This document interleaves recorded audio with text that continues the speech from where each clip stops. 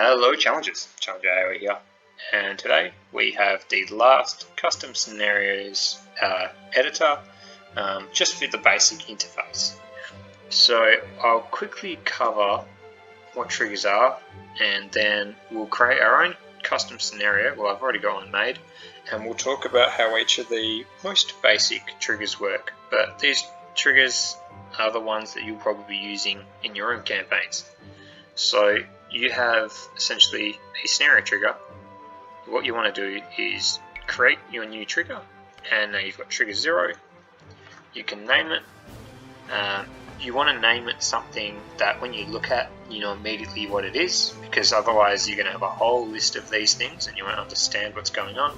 So I'm going to call this trigger practice. Well, yeah, we'll call it kill unit to win, and you can put in the starting state. So if you have it off, that means it needs to be activated, and I'll get into that later. If you want it to keep reoccurring every single time that the condition for it to occur is met, then you have it on looping, but we want it to happen once, so we'll have it off. Do you want it to be an objective? Yes or no? If you type in here the description of it and click yes, then this will appear as the objective. Otherwise you can use this, and this again is just another short description which you can either display on screen or you can have it turned off. I suggest you have, if you want this as an objective, then in the description you type out exactly what is happening here. So what we're going to have is kill specific green knight to win game, and then the objective may be kill green knight. After that you can choose to mute the objective, so when you complete it, it won't make a noise. You can choose to obviously order the description, so you can make this number 2, make another trigger and make that number 1, and then this will occur beneath it despite the order being out here. And you can also make this into a header. I think that's more of a formatting on the objectives list. Again, string table ID is for your scripts. That's for outside the game. It's more coding that's not really important to us right now. So we've created the trigger, and essentially we've said what this trigger is going to be, but now we want to say how the trigger works. So what you've got is your conditions and effects. So I've selected this trigger. I'm going to create a new condition and a new effect. So essentially a condition tells you what needs to happen, or what needs to be met and achieved for the effect to occur. If you've got multiple conditions, that means all conditions must be met before any effect can take place. So generally you're probably going to have one condition. So in this, I want to kill a specific unit to win, so I'm going to select destroy object, and then I'm going to select object, and I'm going to select this knight here, just to prove that I've selected the right knight. Go to object, there he is. So if I destroy this object, then I want what to happen. You go to your effects list, and we're looking for declare victory. Source player 1. So this is going to be victory for player 1. So as you can see, it was red. Now that it has a sufficient effect, a sufficient condition, the trigger is now gone to green, saying that the loop, the if statement, if you complete this, then this has been complete. So now let us test that out. So remember, 1 and 2 are allied, we're attacking 3, and that noise is no good. That means I've still got the random start selected. We're just going to have a seamless transition after I fixed it.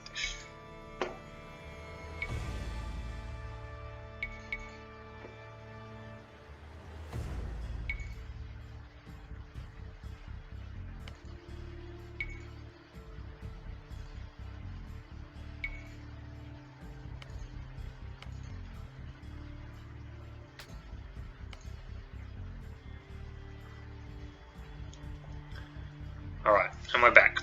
I fixed it, turned random start points off. Let's try that again. Again, I don't know why that's a tool. I don't find it useful at all. Yeah. And so we start the scenario. Just going to see one attack move. And that must have been him there. He's dead. That's it. We're victorious. That's how the trigger works. So let's talk about more triggers in a bit more detail. I'm just going to save that. And I'm going to load a scenario.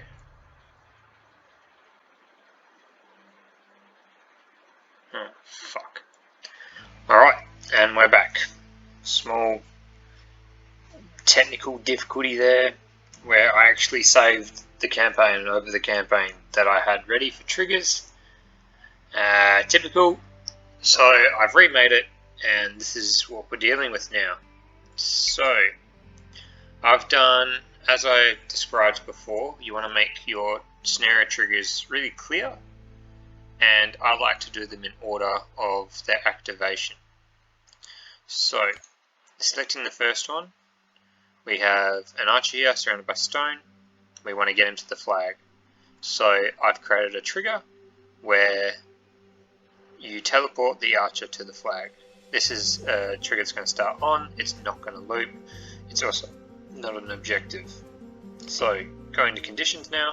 The condition is, once this archer is selected, the effect is that he will teleport to this area. So I've selected object selected, set object, archer. The effect is object teleports. The object list type is unit. He is an archer in the list. The source player is blue, player 1. The object group is archer, and the object type is military. I've then set the object as the archer. This is the area, and that is the location. So he's going to teleport from here to here. That's the first part of the scenario. Next is you convert the blacksmith. So in this scenario, blue and red are allied, and green is the enemy. So when you bring object to an area, I have, when you bring this archer to this area, the effect is a change of ownership. Change of ownership is building, the object is a blacksmith, source player is red, and it's becoming blue. So the object is the blacksmith in this area. I've been really rough with the area, just to make sure that I definitely get it. So as a result of gaining the blacksmith, you gain armor and an objective. So again, this trigger is starting on. You're going to gain, it's really hard to read, but 5 melee armor and 10 pierce armor. Once you capture this, and it will turn on the next trigger, which, as I'll show you shortly, is turned off. So the condition is, when you own an object, which is a blacksmith, and the owner of the source player is player 1, and you own 1, that is when the condition will be complete. So you need to own 1 building that is a blacksmith for player 1. What that does, the effect, is that the unit archer, go to object, this archer is going to gain 15 pierce armor, and I'm adding 15 pierce armor to him. So just to explain something, the armor type is specified through this box here.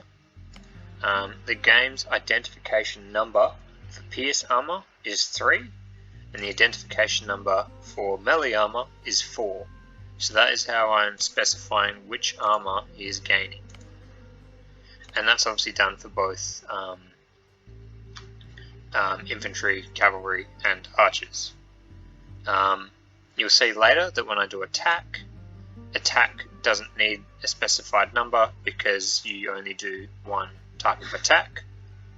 However, you can add bonuses to do extra damage to buildings and walls and such, but I haven't included this in this tutorial. So anyway, you also gain an additional 5 melee armor on the archer, this archer in this area. And finally, it activates a trigger on message sent. So this, it activates this trigger. So selecting this trigger, this start state is off, it's now been turned on. And what it's going to do is it's going to display as an objective saying speak to the Red Cavalier for passage. Now, the condition for this is you bring your archer to the next object here. So he needs to come in direct contact with the Cavalier, and then this condition is satisfied. The effect of which is it removes remove object other gold mine. It's a Gaia gold mine other. It removes this object which is in this area. It then changes the attack. I was just showing you how the attack works. Again, doesn't matter, we don't need to specify what kind of attack it is. And it's getting 50 to attack to the archer. It also finally displays the instructions as you see in campaigns. This Cavalier coming from player 2 is going to say go forth and attack, before finally the archer is going to be put into attack move, and he's going to go from this area to this location. So just to recap so far what's happening, by selecting this archer I'm teleporting. I then walk up to this blacksmith and convert it. I then, by converting it and owning the object, get pierce armor, melee armor, and activate the next trigger, which is this trigger. When I bring my archer to this Cavalier, it removes a gold pile, it changes the attack on my archer, it displays instructions coming from this Cavalier, and it instantly puts an attack move on my archer, so he's going to walk immediately straight to this barracks. Right, after this happens, we're going to have reduced HP after 2 hits. So what I'm doing is the condition is object HP. I want the HP of this building to be less than or equal to 1700. So I've set the object as the barracks. You can change what else you want it to be, but less than equal is exactly what I wanted. You could probably do some other objects as action, like when you attack it you could even make the condition occur, but we're going to have when this gets less than or equal to 1700, the effect is going to be this deck building barracks player 3 screen is going to be damaged. So it's this object in this area and it's going to lose 1600 HP. So basically the archer is going to come over, he's going to have his 50 plus attack, he's going to hit it a couple times. Once it goes below 1700, it's going to lose 1600 HP, and then he should be able to finish it off pretty quick after that. The next is, once you destroy the barracks, you get an upgrade on your archer.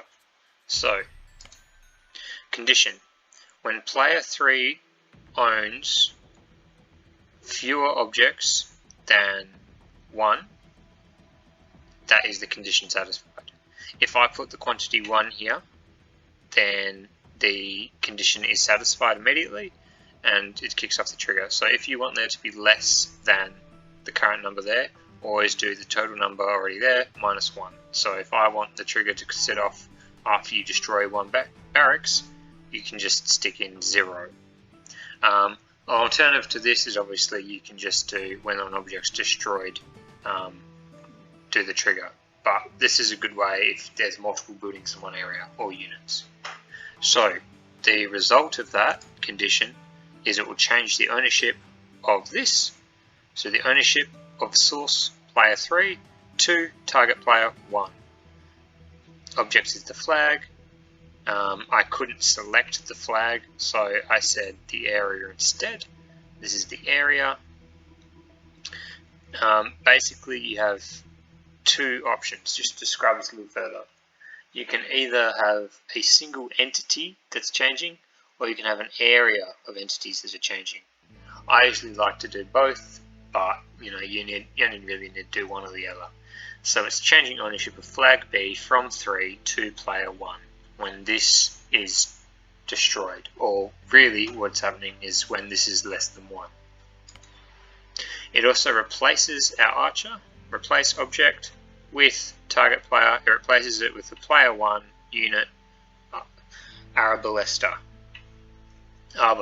Sorry. So we're going to see him destroy this really quickly. He's then going to walk over. He's then going to get turned into the arbalesta, and then this flag's also going to become ours. Finally, objects and area. If you take objects and area units, it's saying if you have one of these units in this area, then the condition is satisfied, and it's going to create objects.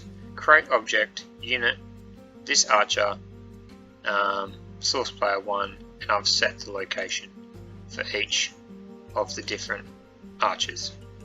So they'll all appear there. You then go and attack this cataphract, and this is what I'm for, destroy object. If you destroy object, set the object, then the result is you get tributed from Gaia wood, and you get 1,000 wood, and it gets sent to player 1. It also changed the diplomacy from 1 to 2 to enemy, and changes 2 to 1 as enemy as well. Also removes this cavalier, otherwise he'll come out and attack this. Finally, after you've killed that, you've got this one ballista elephant left, and again I've used own few objects. If you have 0 elephant archers here, then declares victory. So let's just see that play out.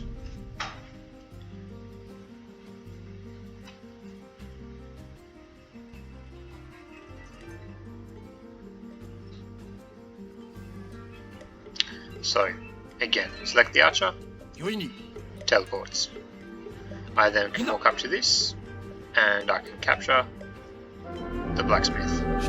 I've now gained that 5 melee and 15 pierce armor, and it's giving me a new objective, speak to the red cavalier for passage. So I'm going to walk up to him now. It's sent out the message, and it's automatically sent me into attack mode. I've now hit that trigger, that's dead, he's been upgraded. I've captured the flag.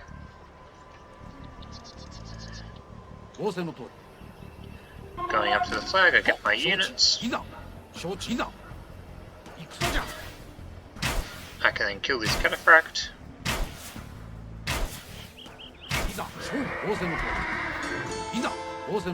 Diplomacy's changed. I've gained 1,000 wood. And now I just have to kill the elephant to win.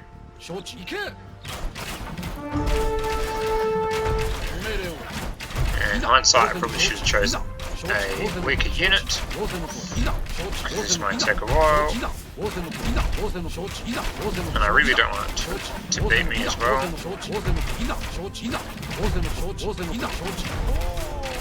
Alright, and we are victorious.